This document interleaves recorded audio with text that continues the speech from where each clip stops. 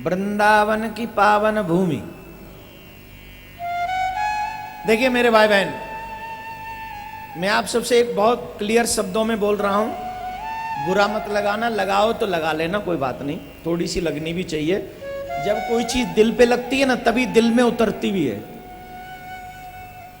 जो ज्यादा मीठा होता है ना, वो अपना नाश कराता है। देखो तो मीठे गन्ने को कोल्हू में पेला जाता। ज्यादा मीठा नहीं होना चाहिए, तो लिमिट का रहे, थोड़ा नमकीन थोड़ा मीठा थोड़ा नमकीन, मिक्सचर चलता रहे। आजकल तो नमकीन भी मिक्स आ गई है, खाओ नमकीन और उसमें किशमिश मिल जाती है। नमकीन ले जी, नमकीन ले, अरे किशमिश खिला रहा है, वेयर इज ए नमकीन भाई। तो आजकल नमकीन में भी मिक्स है, तो तू क्यों ज्यादा मीठा हो रहा है? तो ज्यादा मीठे होंगे तो हमारे धर्म की दशा, ज्यादा हमारे साधु संत बहुत मीठे रहे और आपके प्रति वफा, वो थोड़े से ऐसे फोल्डर रहे कि जो आपने चाहा वैसे ही उन्होंने उपाय बता दिया, इसलिए थोड़े गड़बड़ हो गया, हम ज्यादा ही फोल्ड हो गए। अब तो आपकी जानकारी के लिए, जो भी श्रीधाम वृंदावन में जाते हैं, ईमानदारी से जब से तुम दिल्ली से निकलो और जब तक दिल्ली घर पहुंचो, कोशिश करो कि आपके गाड़ी में कोई भी गाने न चलें, सिर्फ भजन चलें, सिर्फ भजन, पूर्णतः समर्पित भजन। और उन भजनों को सुनते सुनते अगर कभी आंखों से आंसू बह जाए ना, तो समझना कि तेरे दिल में जो प्रेम के जो आंसू बहे हैं ना, मेरे ठाकुर जी के करीब ले गए। वो जमुना है, तेरी आंसू नहीं है, वो ठाकुर जी के प्रेम की जमुना है बीच में, वो जमुना मैया है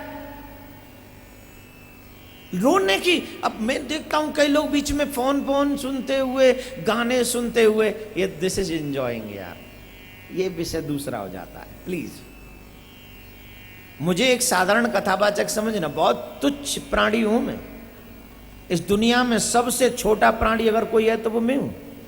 लेकिन छोटे प्राणी को भी अधिकार है ना आपका भला सोचने के लिए, और आपको अच्छी बात बताने का अधिकार नहीं है? मैं वो छोटा होने के बावजूद भी छोटा मुंह बड़ी बात आपके हित में कह रहा हूं।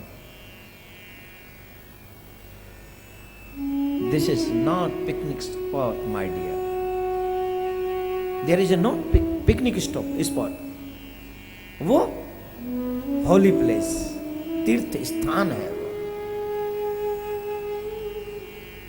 और जब तीर्थ स्थान है तो तुम्हें आना चाहिए कि वहां कैसे जाते हैं, ये तुम्हें पता होना चाहिए। उसी का मैं बता रहा हूं, जब भी जाओ प्रेम से जाओ, भजन सुनते हुए जाओ, वहां की भूमि को प्रणाम करो, नतमस्तक। दिल्ली वालों को इसलिए ज्यादा कह रहा हूं क्योंकि दिल्ली वाले ज्यादा जाते सैटरडे संडे। दिल्ली वाले जब जाते सैटरडे संडे, जब तक मेरी हिम्मत होती है मैं जाता नहीं हूं सैटरडे संडे बिहार जी से मिलने। मैंने कहा आप बिजी होंगे दिल्ली वालों को देने में, और अपन को मजा नहीं आता है, सब जब आप बिजी हो तो हम थोड़ा बाद में आ जाएंगे, पहले इनको टाइम दे लो। कसम से, हाँ आप देखो Saturday Sunday Delhi full, Bihar ji full, parking full, लस्सी वाले फुल, पेड़े वाले फुल, ढाबे फुल, रेस्टोरेंट फुल, सब फुल। खाली क्या है? बोले दिल खाली अभी भी, इस दिल में मेरा ठाकुर नहीं बसा है। इनको फुल करने से क्या फायदा, जब दिल फुल हो जाए तो पता चले ना। वहां बैठ, उसे याद कर, उसके लिए रो, उसको याद करके रो, उससे पूछ क्यों तुझे मेरी याद नहीं आती, क्यों तूने मेरा मन ऐसा नहीं बनाया कि मैं तेरे लिए रोऊं। दुनिया के लिए रो रो कर मैं बूढ़ा हो गया, कब रोना है मुझे तेरे लिए, बताना सांवरिया, मेरे प्यारे मोहन, बता मैं कब रोऊंगा तेरे लिए। पूछ उससे अकेला बैठकर, तब आनंद आएगा, तब तार से तार मिलेंगे। मैं नाचूं तू बंसरी बजावे, ऐसी तान सुना है सवरिया, ऐसे तार हिला, आनंद तब आएगा। देवर्षि नारद श्रीधाम वृंदावन में गए, और वृंदावन में जब पहुंचे तो जमुना की वो कल कल करती हुई मधुर आवाज, आहा क्या आनंद है, क्या आनंद है मेरे। जमुना वो कल कल करती हुई। आजकल जमुना को दिल्ली ने गंदा कर दिया है, उससे पहले हरियाणा ने बंद कर दिया है। लिमिट का पानी यहाँ हरियाणा वाले दिल्ली में छोड़ते हैं। पता नहीं क्या है, ये भगवान ने नदियां बनाई हैं। दिस इज हॉली रिवर, धार्मिक नदियां हैं। उन धार्मिक नदियों के साथ कोई खिलवाड़ नहीं होना चाहिए। दिल्ली वालों को आवाज उठानी चाहिए, ये तो आवाज उठाते ही नहीं, पता नहीं क्या सिर्फ कमाने के लिए आवाज लगाते रहते हैं। दुनिया भर से लोग आंदोलन करने आ जाते, पर यहां के लोग नहीं निकलते, दिल्ली वाले। अरे कभी तो जमुना को बचाने के लिए आवाज उठाओ, कभी तो गौ माता को बचाने के लिए आवाज उठाओ। कब तक खाओगे, कितना कमाओगे? कमाओ, कमाना गलत नहीं है, लेकिन धर्म बचेगा तो हम बचेंगे ना। भैया जी, जमुना जी के विषय में कहता है, बहुत गजब का वाक्य है, सुन लीजिए जमुना जी कितना महत्वपूर्ण है। जो जमुना में आए नहावे, जो जमुना, देखिए गंगा में स्नान से पाप कटते हैं और जमुना के दर्शन से पाप कटते हैं। जमुना में अगर जमुना का दर्शन भी हो जाए तो पाप कट जाते हैं। ताकि यम कछु करे न हानि। जो प्राणी जमुना जी के तट पर वास करता है, या जो प्राणी, आप तो गंगा पूरी दिल्ली ना जमुना जी के तट पे बसी है, आप तो जमुना जी के तट पे ही ना बसे हो। वो जो जमुना के तट पे वास करने वाला आदमी है, वो कभी नरक में नहीं जाता है। तट पे रोहिणी थोड़ी दूर है,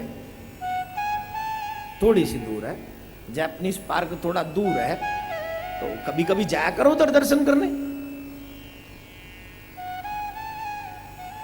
कल कल करती वो जमुना, जिस जमुना के तट पे मेरा सांवरिया मधुर मधुर बांसुरी बजाता है, गोपियों को बुलाता है, सखियों को बुलाता है, गायों को बुलाता है। मोर बंदर बांसुरी की धुन पर नाचते, मोर बंदर। अरे हम मोर नहीं बन सकते क्या? मन मोरा भी नाचे सखीरी, यही तो वृंदावन। क्या? ओ मन मोरा भी नाचे सखीरी, यही तो वृंदावन। सांवरिया जब बांसुरी बजाते तो हमारा भी मन नाचना चाहिए, हमारा भी मन झूमना चाहिए, जम के झूमना चाहिए हमारा मन। तो सखी और देवर्षि नारद वृंदावन में जमुना के तट पर गए, वहां जाकर उन्होंने एक दृश्य देखा। वो दृश्य बड़ा विचित्र सा है। एक नवयौवना स्त्री, बड़ी सुंदर, उसके पास दो वृद्ध पुरुष पड़े हैं। उनको देख देख कर वो स्त्री रो रही है। देवर्षि, साधु कौन जो किसी का दुख न देख सके, दुष्ट कौन जो किसी का सुख न देख सके। Hello, excuse me my dear, आप पे भी दोनों हैं, आप साधु भी हो और आप दुष्ट भी हो। आप सिर्फ साधु नहीं हो, आप दुष्ट भी हो। दोनों हमारे अंदर बैठे। डिपेंड है कि मैंने किसको जगाया। डिपेंड है कि मैंने किसको जगाया। अगर आप अपने साधु को जगा लें तो आपका दुष्ट मर जाएगा, और अगर आप अपने दुष्ट को जगा लें तो आपका साधु मर जाएगा। अब महाराज जी जगेंगे कैसे? ये जगेंगे कैसे? मैं आइडिया दे देता हूं।